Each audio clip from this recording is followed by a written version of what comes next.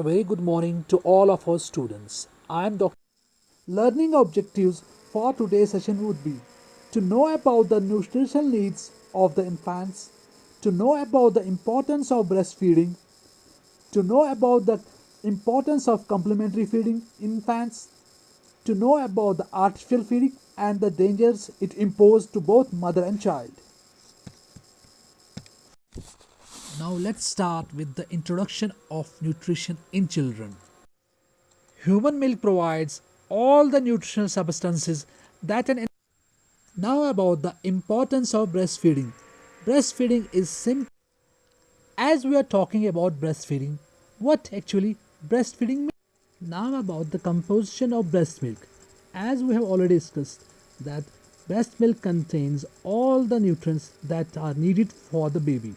It contains carbohydrates, proteins, fats, water, antibodies, vitamins and minerals, human milk oligosaccharides, immune cells, and hormones. Breast milk composition per 100 ml of milk.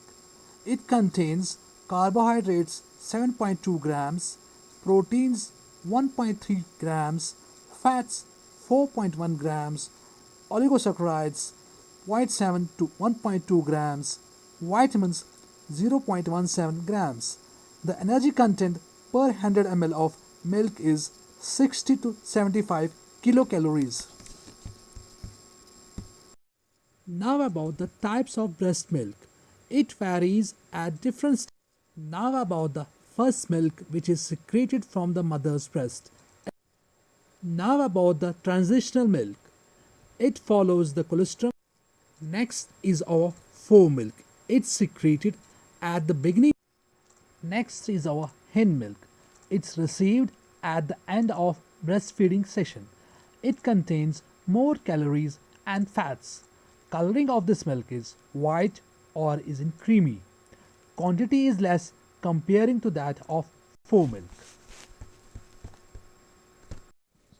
Mature milk.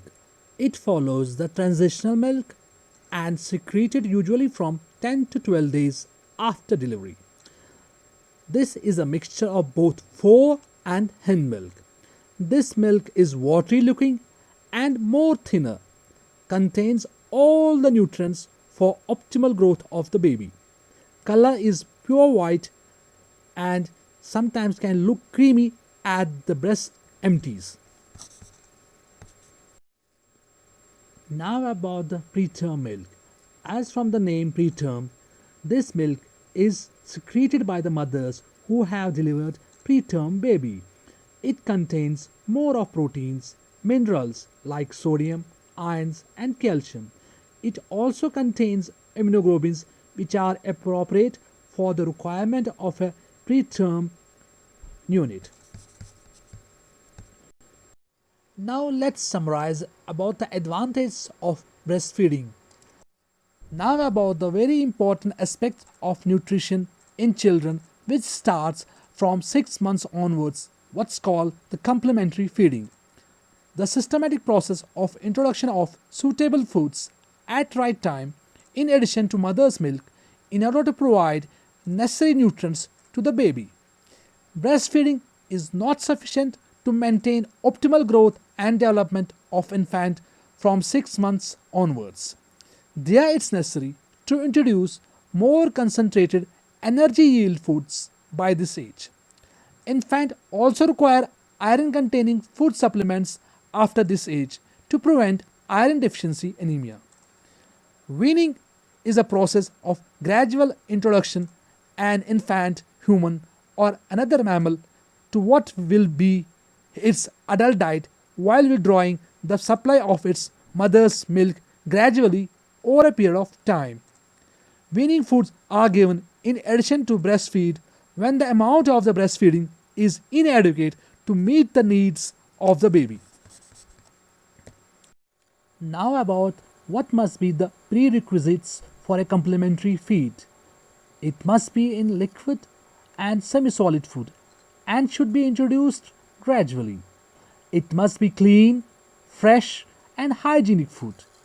It must be easy to prepare at home with the available foodstuff, and it must not be too costly to purchase from the market. It must be easy to digest and acceptable to the family. It must be high in energy density and low in viscosity, and must contain all the nutrients for optimal growth and development of the infant. It must be based on cultural practices and traditional beliefs of the society. And lastly, it must be well balanced, nourishing, and suitable for infants. Now about the essential follow-up sequence for the first year of a life of a child. 0 to 6 months, child must be on exclusive breastfeeding for first 6 months of months. He must not be given anything other than exclusive breastfeeding. Only in such situations, when he is sick, drugs can be prescribed by a registered medical practitioner. After 6 months to up to 8 months of age, semi-liquid food can be given, which are easy to digest, smooth, and gentle on baby's stomach. After 8 months up to 9 months of age, semi-solid food with taste and texture should be started. After 10 months up to 1 year of age, semi-solid food which satisfy his urge and also be able to chew some complex foods. From 1 year up to 2 years of age, solid diet includes variety of food items which the baby can take. Complementary feeding at different ages in infants. You can see in this table we have divided the children into two groups, 6 months up to 9 months, and the second group is from 9 months up to 12 months. Foods which can given to the children from 6 months up to 9 months of age are fruit juices. They can be made at home, thick porridge and dark green vegetables which must be rich in vitamin A and iron. Mashed soups, cow milk, rice cereals, mashed carrot, pumpkin can also be given. Meat, fish soup, egg yolk, curd, or other dairy products can also be given to the children. We must start with 2 to 3 spoons and increase it to half a katori a day. We must give 2 to 3 meals each day, and we must also add 1 to 2 snacks per day. Consistency of this food must be mashed, thick consistency that stays on the spoon. From 9 months up to 12 months of age, we can give fruits and dark green leafy vegetables. Animal source food can also be given in the form of soups.